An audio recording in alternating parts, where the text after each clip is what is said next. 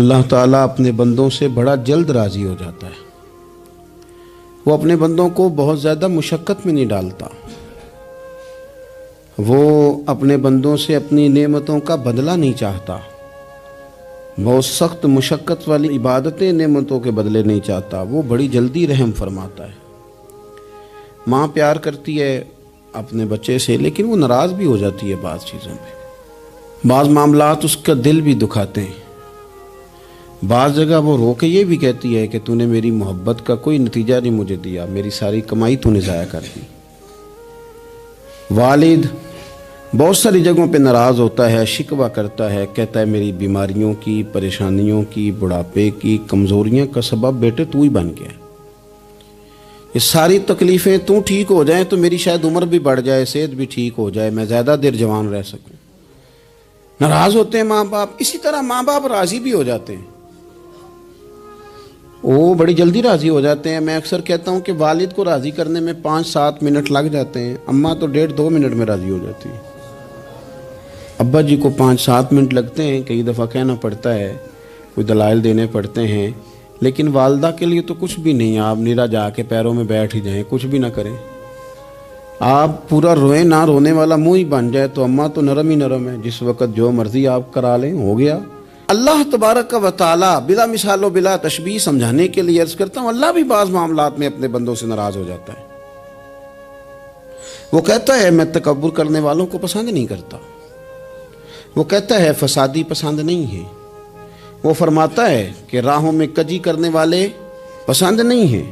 وہ فرماتا ہے کہ بدعہدیاں کرو گے تو میں صبح قیامت تم سے سوالات کروں گا۔ اللہ تبارک و تعالیٰ بہت ساری چیزوں کو ناپسند کرتا ہے، ناراض ہو جاتا ہے۔ بلکہ نبی پاک صلی اللہ تعالیٰ علیہ وسلم نے فرمایا تم بات کرتے کرتے کوئی ایسا جملہ بول دیتے ہو کہ رب اتنا ناراض ہوتا ہے کہ تمہیں پتہ بھی نہیں ہوتا، تمہارے لیے جہنم کا فیصلہ کر دیتا ہے۔ اس لیے پہلے تولو پھر بولو۔ خود اپنے لفظوں کی تو تم پہرے داری کرو نا کہ میں کیا کہہ رہا ہوں۔ کوئی ایسا جملہ، کوئی ایسی بات وارث شاہ مان کری نہ وارثاندہ، کوئی ایسی بات نہ تمہاری زبان سے نکلے۔ اور حضور یہ بھی فرماتے ہیں کہ اس کا دوسرا پہلو بھی ہے، بعض اوقات تم بات کرتے ایسا جملہ کہتے ہو وہ اتنا راضی ہوتا ہے کہ تمہارے لیے جنت کا فیصلہ فرما دیتا ہے۔ مسلمان کو اب یہ حکم ہے، اس ساری گفتگو کا نتیجہ یہ ہے کہ وہ اپنے جذبات پر، خیالات پر، نگاہوں پر، زبان پر، کانوں پر تھوڑی توجہ دے، بے لگام نہ بنے، بے ترتیب نہ بنے، جو طبیعت میں آئے کر نہ گزرے، تھوڑا سا نہ سوچے سمجھے اور تھوڑا سنبھل کے چلے۔ کبھی ان کاموں کی طرف نہ جائے جن سے رب ناراض ہو جاتا ہے، ان کاموں کی طرف بڑھے جن سے اللہ راضی ہوتا ہے۔ میرے نبی پاک صلی اللہ تعالیٰ علیہ وآلہ وسلم نے ارشاد فرمایا، بعض احادیث میں لفظ یہ ہیں کہ اللہ اپنے بندوں کو دیکھ کے مسکراتا ہے جو اس کی شان کے لائق ہے۔ جس ترتیب سے ہم مسکراتے ہیں، جس ترتیب سے ہم روتے ہیں، جس ترتیب سے ہم کسی بات کا اظہار تشکر کرتے ہیں، خدا ان باتوں سے پاک ہے۔ اب بہت ساری حدیثوں میں آیا کہ وہ مسکراتا ہے، تو کیا مطلب ہے مسکرانے کا؟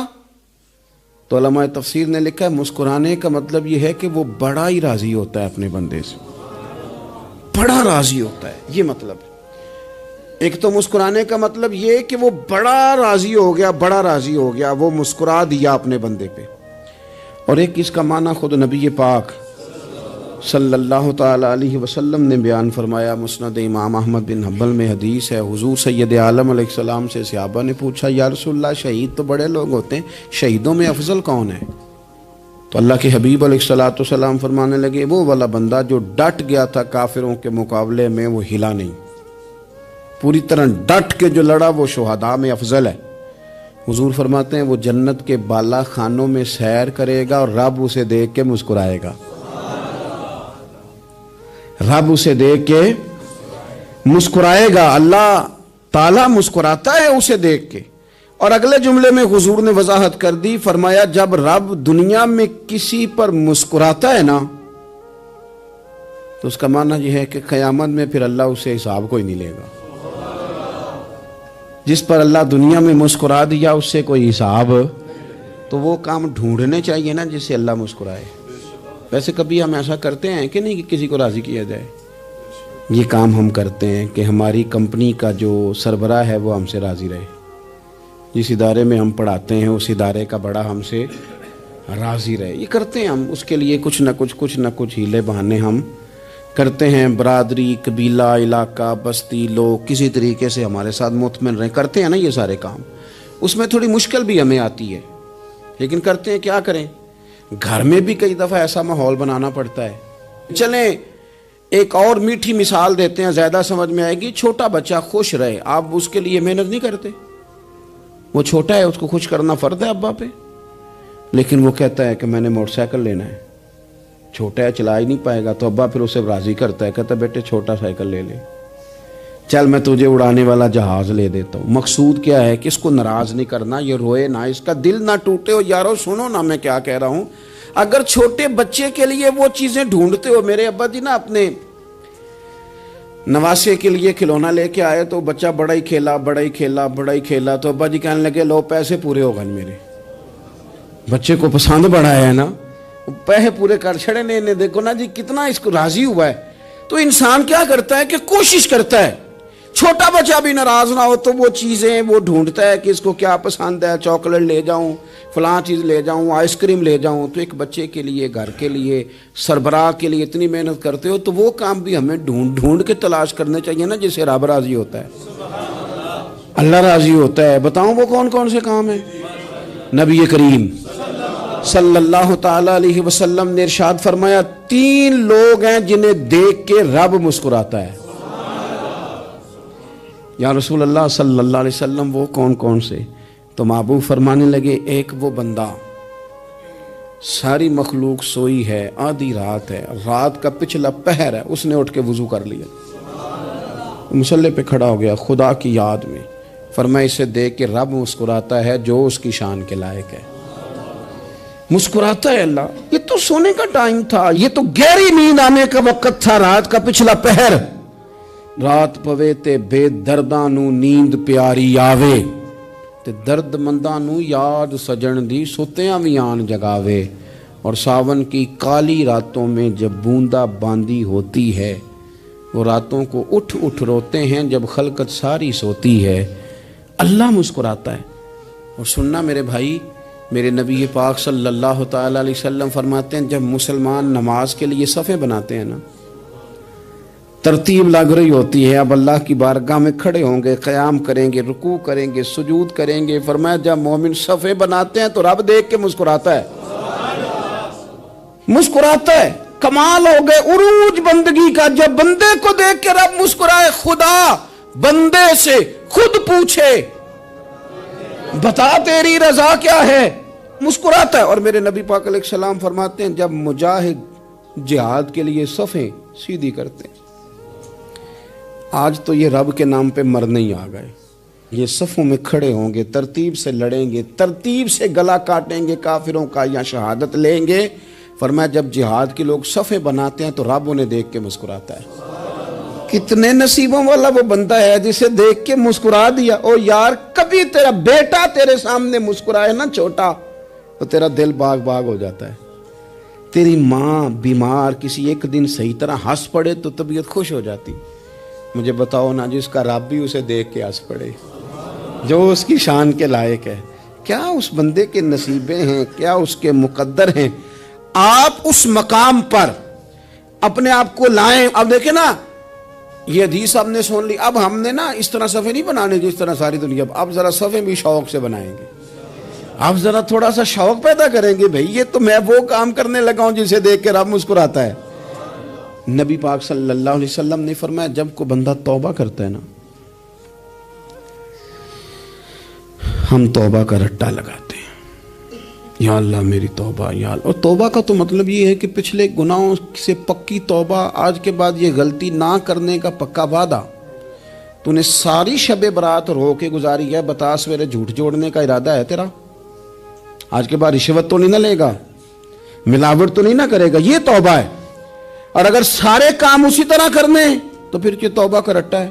جتنا مرضی لگاؤ، حضرت علی بن ربیعہ رضی اللہ تعالیٰ عنہ فرماتے ہیں میں مولا علی کے ساتھ تھا، مقام حرہ کی طرف جا رہے تھے، حضرت علی نے ہاتھ اٹھا کے دعا مانگی ہماری تعلیم کے لیے، ورنہ حضرت علی ہم صحابہ کو محفوظ عن الخطا تو مانتے ہیں نا، ہاتھ اٹھا کے کہا اے اللہ ہمارے گناہ بخش دے، تیرے علاوہ کوئی معاف کرنے والا نہیں۔ اور پھر حضرت علی آسمان کی طرف دیکھا اور دیکھ کے نا حضرت علی بن ربیعہ کو تو مسکرائے۔ حضرت علی بن ربیعہ کہنے لگے حضور مسکرائے کیوں ہو؟ فرمانے لگے ایک دن میں حضور کے ساتھ اسی طرح آیا تھا، اسی طرح حضور نے دعا فرمائی تھی ہماری تعلیم کے لیے، اور پھر حضور مجھے دیکھ کے مسکرائے تھے اور فرمایا جب کوئی بندہ رب کی بارگاہ میں اس طرح استغفار کرتا ہے تو رب مسکراتا ہے اور مسکرا کے فرماتا دیکھ لو میرے بندوں کو پتا ہے کہ میرے علاوہ معاف کرنے والا کوئی نہیں، انہیں پتا ہے، تم اس کی بارگاہ میں رجوع تو لاؤ، آؤ تو صحیح دو آنسو لے کر۔ اقبال کہتے ہیں کہ موتی سمجھ کے شان کریمی نے چن لیا، قطرے دو گرے میرے ار کے انفعال کے، دو میں نے آنسو بہائے تھے تو اس کے کرم نے تو موتی سمجھ کے چن لیے۔ سنو نا حضور اس استغفار کو اللہ کو یار رات کو توبہ کر کے سونا چاہیے ہمیں، کچھ غلطیاں ہم کرنا نہیں چاہتے پر ہم سے ہو جاتی ہیں، کچھ دل ہم توڑنا نہیں چاہتے پر وہ ٹوٹ جاتے ہیں، ہماری مجبوری ہوتی ہے ٹوٹ جاتے ہیں، رات کو اس کی بارگاہ میں ہاتھ باندھ کے کشکول طلب دراز کر کے خوب استغفار پڑھنا چاہیے کہ مالک بندے ہیں نا کیا کریں، نفس کا ساتھ ہے، دنیا کا ساتھ ہے، خواہشات نفسانیہ، مالک معاف کر دے، درد سے توبہ، رسم نہ ہو، کہانی نہ ہو، لفظ نہ ہو، جملے نہ ہو، اور جناب ایسے لوگوں کے بیچ بڑے ہاتھ باندھ کے اور بڑا کوئی ضرورت نہیں، آپ اکیلے اپنی چارپائی پہ بستر کے اندر منہ دے کے بھی درد سے کہیں گے نا معاف کر دے تو وہ تو مہربانی بڑا ہے۔ میرے نبی پاک صلی اللہ علیہ وسلم مثال دیتے ہیں، فرمایا ایک آدمی صحرا میں جا رہا، صحابہ سے حضور خطاب کر رہے ہیں، فرمایا ایک آدمی صحرا میں جا رہا تھا، اس نے اپنی اونٹنی پہ کھانا پانی پیسے ہر چیز رکھی ہوئی تھی، صحرا تھا بہت بڑا، درمیان صحرا کے گیا تو تھوڑا سا سستانے کے لیے آرام کرنے کے لیے اونٹنی سے نیچے اترا، اب اس نے اونٹنی کی لگام اونٹنی کی نکیل اپنے سرہانے کے نیچے رکھی، ہاتھ کے ساتھ پکڑی اور سو گیا، تھوڑی ہی دیر کے بعد جب اس کی آنکھ کھلی تو دیکھا اونٹنی غائب ہے، صحرا میں وہ پیدل نہ آگے جا سکتا ہے نہ پیچھے جا سکتا ہے، نہ دائیں نہ بائیں، کھانے کو روٹی نہیں، پینے کو پانی کا قطرہ نہیں، تھوڑا ادھر بھاگا ادھر بھاگا تھک گیا، کریم محبوب فرماتے ہیں وہ پوری طرح نڈھال ہو گیا اور مایوس ہو گیا، معاذ اللہ، مایوس ہو کے دوبارہ اسی جگہ آ کے لیٹ گیا جہاں پہلے لیٹا تھا، انتظار کرنے لگا کہ اب موت ہی آئے گی، آخری وقت ہے، اب نہ میں پیدل یہ صحرا کراس کر سکتا ہوں، نہ پیچھے جا سکتا ہوں، نہ کھانا ہے نہ پانی ہے، سوائے موت کے کوئی سہارا نہیں۔ حضور فرماتے ہیں وہ رستے میں دوبارہ لیٹ گیا، اچانک اس نے رخ بدلا تو اونٹنی سامنے کھڑی تھی، حضور نے صحابہ سے پوچھا بتاؤ نا اسے بھلا کتنی کو خوشی ہوگی؟ یا رسول اللہ جی سے نئی زندگی مل گئی ہے۔ آپ دیکھیں نا سارے ڈاکٹروں نے کہہ دیا کہ اس کے تو گردے معدہ جگر ہر چیز ختم ہے، گھر لے جاؤ خدمت کرو، ہر طرف پریشانی ہے، وہ بندہ بھی سمجھ گیا ہے کہ آخری وقت آ گیا، کل جاؤں پرسوں جاؤں، تیاری ہو گئی، سب لوگ آ گئے، باہر والے بھی آ گئے، یہ ماحول ایک عجیب رنگ اختیار کر گیا۔ اچانک ایک ڈاکٹر نے آ کے کہا نہیں نہیں غلطی لگ گئی تھی۔ مجھے بتائیے انداز کیا ہوتا ہے؟ بغیر دوائی کے بندہ اٹھ کے کھڑا نہیں ہو جاتا، او میں تو بچ گیا ہوں۔ نبی پاک صلی اللہ علیہ وسلم فرمانے لگے اس کی اونٹنی مل گئی، بتاؤ بھلا اسے کتنی خوشی ہوگی؟ یا رسول اللہ وہ تو دوبارہ دنیا میں آ گیا۔ حضور فرمانے لگے اسے کچھ بھی خوشی نہیں ہوئی۔ جب کوئی رب کا گناہگار بندہ آ کے توبہ کرتا ہے، رب کو اس سے کئی گنا زیادہ خوشی ہوتی ہے۔ میرا بندہ آ گیا ہے، میرا بندہ آ گیا ہے، میرے گھر آ گیا، اس نے آنسو بہائے ہیں، اس نے کہا اللہ میں تیرا ہی ہوں، تیرا ہی رزق کھاتا ہوں، تیری ہی زمین پہ رہتا ہوں، تیرے نام سے میری سانسیں چلتی ہیں۔ وہ آ گیا، فرمایا اس اونٹنی والے سے زیادہ رب کو خوشی ہوتی ہے جب گناہگار آ کے توبہ کرتا ہے۔ گناہگاروں کے آنسو اس کی بارگاہ میں بڑے مقبول ہیں، لیکن ہم رسم ادا کرتے ہیں، توبہ نہیں کرتے، ہم اپنے آپ کے ساتھ دھوکہ کرتے ہیں، جھوٹ بولتے ہیں۔ ہم بندہ کوئی ناراض ہو جائے تو ہمیں کو نہیں نیند آتی، اس کے گھر چلے جاتے ہیں، ہم اپنے سارے رشتوں کو تعلقات کو مینٹین کر کے رکھنے کے عادی ہیں. ہمیں پتہ ہے کہ وہاں میں نہیں جا سکا تو بیٹا بھیجتا ہوں, فلاں شادی پہ میں نہیں جا سکا تو بھتیجا بھیجتا ہوں, بھائی بھیجتا ہوں. ہر تعلق کا ہم نے خیال رکھا کوئی روٹھ نہ جائے. لیکن کمال ہے نا, یہ نہیں سوچا کہ اگر رب روٹھ گیا تو جب وہ روٹھ جائے نا تو سارے رشتے بھی بندے کے پاس موجود ہوں تو کوئی کارآمد نہیں ہوتا. پھر کروڑوں روپیہ جیب میں ہوں تو ڈاکٹروں کی دوائیاں اثر نہیں کرتی. وہ روٹھ جائے تو پھر انسان اس طرح سے پھسلتا ہے کہ بڑے بڑے اس کے پاس دروازے ہوتے ہیں پر کسی جگہ اس کا ہاتھ نہیں لگتا. خدا را خیال کریں, دنیا روٹتی ہے تو روٹھ جائے, رب رسول ناراض نہ ہونے پائیں, اس کا خیال کریں. حضور فرماتے ہیں وہ مسکراتا ہے, اسے خوشی ہوتی ہے جب کوئی اس کا بندہ اس کی طرف رجوع کرتا ہے. میرے عزیزو, رسول پاک صلی اللہ تعالی علیہ وسلم نے ان لوگوں کے تذکرے کیے جنہیں دیکھ کے رب مسکراتا ہے. ہم نا گناہگاروں پر بھی فتویٰ دینے میں جلدی کرتے ہیں اور نیکی پر بشارت دینے میں بھی جلدی کرتے ہیں, حالانکہ یہ ہماری ذمہ داری نہیں. پتہ نہیں اللہ تعالیٰ کس کو کب توفیق توبہ دے کے اپنے قریب کر لے, لیکن بڑی جلدی ہے, بڑی جلدی فتویٰ دینے میں. اور یہ فتویٰ اب صرف مفتیوں کا نہیں رہ گیا, یہ میری طرح کے آپ کی طرح کے ڈھیروں لوگ ہیں جنہوں نے جیبوں میں فتوے ڈالے ہوئے. بھئی آپ نے کیوں ذمہ داری لے لی ہے جنت میں داخل کرنے کی اور نکالنے کی؟ یہ تو میرے رب کریم کا کرم ہے, وہ جس کو چاہے جب چاہے جتنا چاہے عطا کرے. لیکن کچھ لوگ نا بڑے پکے ہو گئے ہیں کہ شاید جو میں سوچ رہا ہوں وہی درست ہے. کبھی کبھی کچھ چیزیں عجیب بھی ہوتی ہیں, لہذا خدا کی رحمت پر بھروسہ کر کے بات کرنی چاہیے. اپنی مرضی کے فتوے نہیں داغنے چاہیے. وہ دیکھو جی فلانا بندہ یوں کر رہا ہے, آپ کو پتہ ہی نہیں پوری بات کا, آپ کو علم ہی نہیں پوری بات کا. حضرت بہاءاللہ نقشبند بخاری رحمت اللہ علیہ فرماتے ہیں میں حج کرنے گیا تو وہاں میں نے ایک آدمی کو کروڑوں کا کاروبار کرتے دیکھا تو میرے دل میں خیال ہے یہاں بھی اللہ اللہ کرنی چاہیے تھی, دنیا داری کر رہا ہے. لیکن فرماتے ہیں حج سے فارغ ہوئے تو میں نے دیکھا وہی بندہ سارا کچھ رب کی بارگاہ میں خیرات کر رہا ہے اور سینکڑوں غریب حاجی ہیں جن کو پورے خرچے دے رہا ہے. تو میں نے وہی اپنی سوچ سے توبہ کی کہ میں کہاں تھا. بڑی جلدی کھڑے نہ ہو جائیں. حضرت حسن بصری رحمت اللہ تعالی علیہ ارشاد فرماتے ہیں کہ میں دریا کے کنارے گیا تو وہاں میں نے ایک شخص کو دیکھا, وہ اپنی ایک خاتون کی گود میں سر رکھ کے بیٹھا اور قریب ایک بوتل بھی پڑی ہے. میرے دل میں معاذ اللہ خیال آیا کہ دیکھو کس انداز میں ایک عورت کے ساتھ یہ ہے اور پاس بوتل بھی پڑی ہے, جانے شراب ہے. کہتے میں سوچ ہی رہا تھا کہ اچانک کی کشتی آ رہی تھی دریا میں, وہ ہجکو لے کھائے, کشتی میں 4-5 لوگ تھے, وہ دریا میں ڈوبنے لگے. وہ آدمی تیزی سے اٹھا, دریا میں چھلانگ لگائی, پہلے ایک کو نکالا, پھر دوسرا نکالا, پھر تیسرا نکالا. ایک بندہ رہ گیا, کہنے لگا حضور مجھے تو آپ نے گناہگار سمجھا ہے, میں تو بڑے غلط انداز میں یہاں بیٹھا ہوں, آپ نے جو سوچا چلیں یہ چوتھا بندہ آپ نکالنا ہے, کرے نا یہ کام, کرے نا یہ کام. بڑے بھولے بھالے بڑے اللہ والے, ریاض آپ کو بس ہم ہی جانتے ہیں.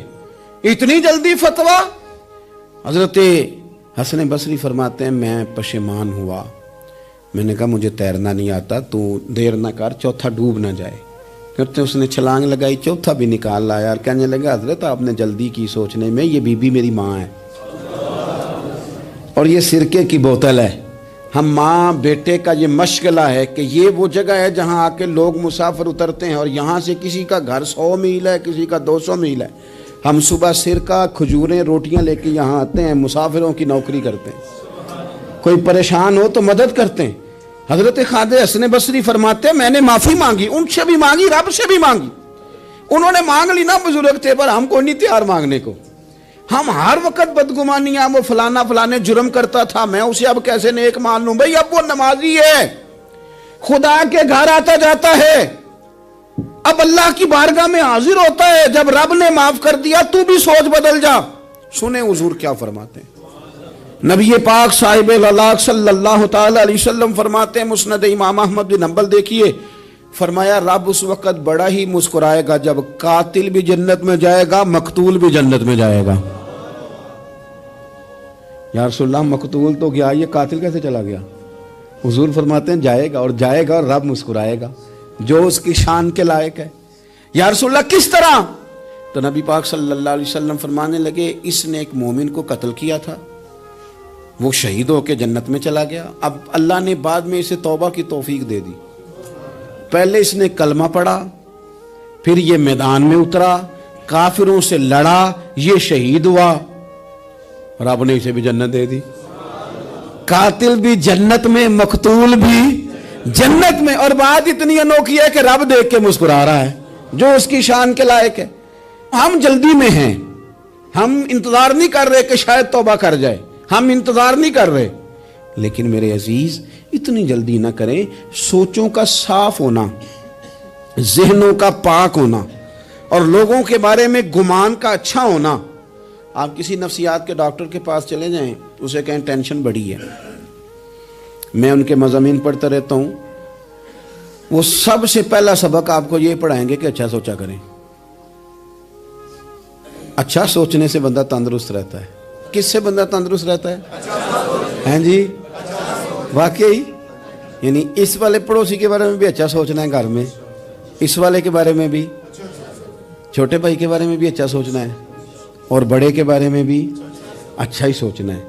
یعنی اپنی برادری قبیلے کے بارے میں بھی اچھا سوچیں، جو قبیلے کا نہیں اس کے بارے میں بھی چلیں تھوڑا سا اچھا سوچ لیں۔ اپنے بارے میں تو اچھا سوچا ہے بڑا، میں کہتا ہوں کہ ہم اپنی غلطیوں سمیت اپنے آپ سے بڑا پیار کرتے ہیں، اور دوسرے کی ایک غلطی نظر آ جائے تو ہمیں گھین آنے لگ جاتی ہے۔ آپ جلدی نہ کریں، مالک نے موقع دیا ہے بندوں کو، نہ وہ کسی کا رزق چھین رہا ہے، نہ سانسیں چھین رہا ہے، وہ اپنی زمین پہ چلنے بھی دے رہا ہے، رہنے بھی دے رہا ہے، تو جب اس نے موقع دیا ہے آپ بھی تھوڑا موقع دیں۔ اللہ بڑا کریم ہے، دروازے کھولے گا، اس کے بندے اس کی بارگاہ تک پہنچیں گے۔ بدگمانیاں اور پھر بدگمانیوں کا عروج، اور اس لیول تک جا کے بات کر دینا ہے کہ جہاں سے خوف آئے کہ یار یہ بات نہیں کرنی چاہیے۔ رسول کائنات سرور دو عالم صلی اللہ تعالی علیہ وسلم فرماتے ہیں کہ اللہ مسکراتا ہے۔ دیکھو ہمارے ہاں نا ایک اور بھی مسئلہ بن گیا ہے، میں نے کچھ لوگوں کو نا پکا، میرے پیارے ہیں، محبت ہے مجھے، تو میں چونکہ آپ میری کلاس ہیں، میں مشاہداتی اور تجرباتی باتیں بھی کر لیتا ہوں، اسی کی روشنی میں کئی دفعہ گفتگو بھی تیار کرتا ہوں۔ کچھ لوگوں نے نا پکا ذہن بنا لیا یہ کہنے کا کہ ہاتھ بڑا تنگ ہے، پکا، آپ جس وقت پوچھ لیں ان کا ہاتھ اور بڑا ہی زیادہ تنگ ہے۔ آپ یقین کریں، بہن کا جو خامند ہے وہ کہہ رہا ہے جا حصہ لے کے آ، تیرے بھائیوں کی کمائی تو نہیں، تیرے ابا کی ہے، لے کے آ۔ وہ بیچاری اس کی منتیں کر رہی ہے، کہتی ہے اگر جاؤں گی نا تو وہ کہیں گے حصہ لے جا، آج کے بعد ہمارے گھر نہ آنا، میرا دروازہ نہ بند کرو، مہربانی کرو۔ اور بھائی سے بات کرتی ہے تو کہتا ہے ہاتھ ہی بڑا تنگ ہے، جب ٹھیک ہوگا تو دے دوں گا۔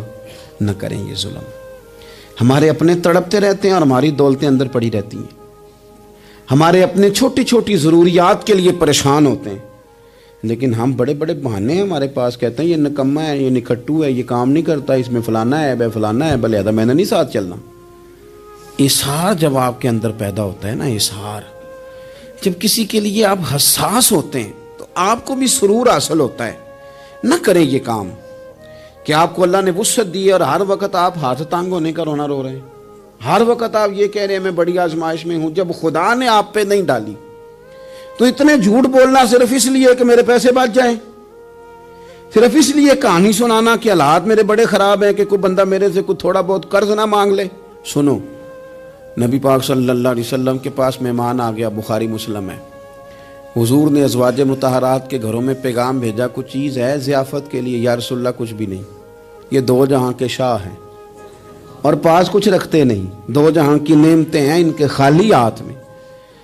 یا رسول اللہ کوئی چیز بھی نہیں۔ حضور نے صحابہ کے مجمع پہ نظر ڈالی، یا رسول اللہ صلی اللہ علیہ وسلم حکم ہو، تو حضور فرمانے لگے تم میں سے کوئی بندہ ہے جو اسے گھر لے جائے روٹی کھلائے؟ ایک صحابی اٹھے فوراً، حضور میں لے کے جاتا ہوں کھانا کھلاتا ہوں۔ فرماتے ہیں میرے گھر میں صرف بچوں کا کھانا تھا، یہ نہیں کہ فریزر بھرا ہوا ہے نعمتوں سے، صرف بچوں کا کھانا، یہ نہیں کہ کسی کو دیکھ کے اپنی ہنڈیا پہ برتن دے لیا، صرف بچوں کا کھانا۔ کہتے ہیں گھر گیا، بیوی سے کہا کیا کیفیت ہے؟ کہنے لگی بچوں کی روٹی ہے۔ میں نے کہا بچے سلا دے، صبح ناشتہ کر لیں گے۔ تو کہنے لگی آپ کیا کھائیں گے؟ تو میں نے کہا نہ میں کھاؤں گا نہ تو کھائے گی، مہمان جو نبی پاک کا ہے۔ کہا اچھا، اب ذرا تجویز دیکھو میاں بیوی کی سوجھی آپس میں، کہتے ہیں کھانا لگا دینا کیونکہ ایک آدھ بندے کا کھانا ہے، اپنی غربتوں کا ہر جگہ اظہار کرنا، رونا رونا، یہ دیکھو غربت کیسے چھپائی جا رہی۔ اس کو کہا نہیں کہ چل تو تھوڑا رحم کھا، تو آیا ہے تو تھوڑا رحم کھا، یہ نہیں کہا اٹھ کے نا تو کھانا رکھنا اور اٹھ کے نا چراغ ٹھیک کرنے کے بہانے بجھا دینا۔ ہم دنیا والوں کے سامنے کیوں اپنے دکھ بیان کریں؟ ہم جو کہیں گے رب رسول کی بارگاہ میں کہیں گے۔ تو نا چراغ ٹھیک کرنے کے بہانے، اہلیہ اٹھی کھانا دینے کے بعد چراغ ٹھیک کرنے کے بہانے بجھا دیا، خامد بھی ہاتھ چلاتے رہے، بیوی کبھی برتن رکھتی کبھی اٹھاتی، پتہ چلے کہ کھانا کھا رہے ہیں، کھانا کھایا جا رہا ہے۔ کہتے ہیں مہمان پیٹ بھر کے کھانا کھا گیا، یہ کام ہوا رات کے اندھیرے میں، اس وقت ہوا جب چراغ بھی بند تھا، اس وقت ہوا جب کوئی دیکھنے والا نہیں تھا، کسی پڑوسی کو بھی خبر نہیں تھی۔ فرماتے ہیں صبح کے اجالے میں اس مہمان کو لے کے مسجد نبوی میں نے قدم رکھا تو نبی کریم نے فرمایا رات جو تم نے کام کیا ہے نا اسے دیکھ کے میرا رب بڑا مسکرایا ہے، اللہ بڑا مسکرایا ہے۔ اللہ تر دامنی پہ شیخ ہماری نہ جائیے، ہم دامن نہ چھوڑ دیں تو فرشتے وضو کریں، یہ شان ہے صحابہ کی۔ نبی کریم علیہ السلام نے فرمایا رب رات مسکرایا تیرا یہ انداز دیکھ کے، اور اس نے قرآن نازل کیا وَيُؤْثِرُونَ عَلَىٰ أَنفُسِهِمْ وَلَوْ كَانَ بِهِمْ خَصَاصَةٌ۔ کچھ لوگ وہ ہیں جنہیں بڑی بھی ضرورت ہو تو دوسروں پر اثار کر دیتے ہیں، قربانی دے دیتے ہیں۔ رب مسکرایا ہے، اندر پیسے رکھے ہوئے ہیں، اندر پیسے رکھے ہوئے ہیں، اور بہن آ کے منت کر رہی ہے کہ بھائی حالات بڑے خراب ہیں، تھوڑی سی مہربانی کر، تو کہتے ہیں بہن پردہ ہی ہے بس، کیسے بتاؤں تجھے حالات، تجھے کیا بتاؤں کام کتنی مشکل سے چلتا ہے، یہ پردہ یہ بس۔ بہرحال اگر تو نے کہا ہے نا 50,000 تو میں زیادہ نہیں کوئی 20 کو دے دوں گا تجھے، وہ بھی خاصی نیکی کر کے، وہ بھی بتا سکھا کے۔ رات اماں پہ علیحدہ سے احسان چڑھاؤں گا، ابا پہ علیحدہ سے چڑھاؤں گا کہ تمہاری بیٹی کے ساتھ تعاون کر رہا ہوں، سارے علاقے کو ویسے ہی بتاؤں گا۔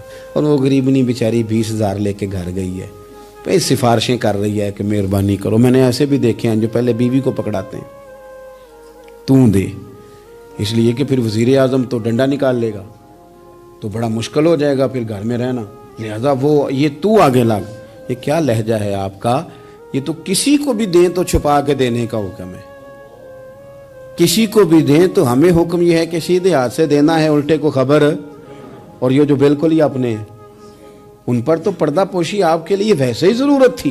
میرے عزیز رب مسکراتا ہے، میرے نبی پاک علیہ السلام نے یہ اعمال ہمیں بتائے جن پر اللہ مسکراتا ہے، خوش ہوتا ہے۔ اور بعض لوگوں کو حضور نے نامینیٹ کیا، حضرت سعد بن معاذ رضی اللہ تعالیٰ عنہ عظیم صحابی تھے، یہ وہ خوبصورت صحابیاں جن کے جنازے کو کندھا میرے نبی پاک نے عطا فرمایا،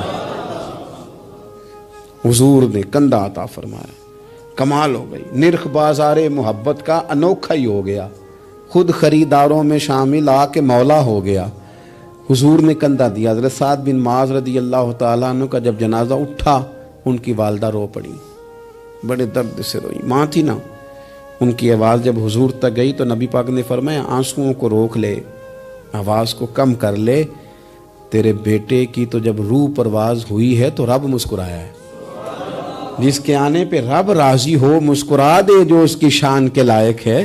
یہ تو وہ لوگ ہیں کہ جن کے جانے پر نا رب، وہ کسی نے کہا تھا کہ میرے مرنے پہ ہر سو شور مچ جائے گا، دیکھو گے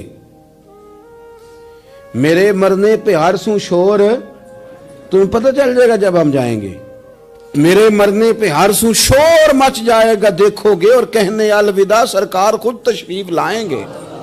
اور درویش کہنے لگے بعد مرندے مکھڑا میرا ہو جاوے جے تازہ، پھر سمجھ لینا محبوب میرے نے آن پڑے ہے جنازہ، اور عاشق کا جنازہ ہے، ذرا دھوم سے نکلے اور محبوب کی گلیوں سے ذرا گھوم کے نکلے۔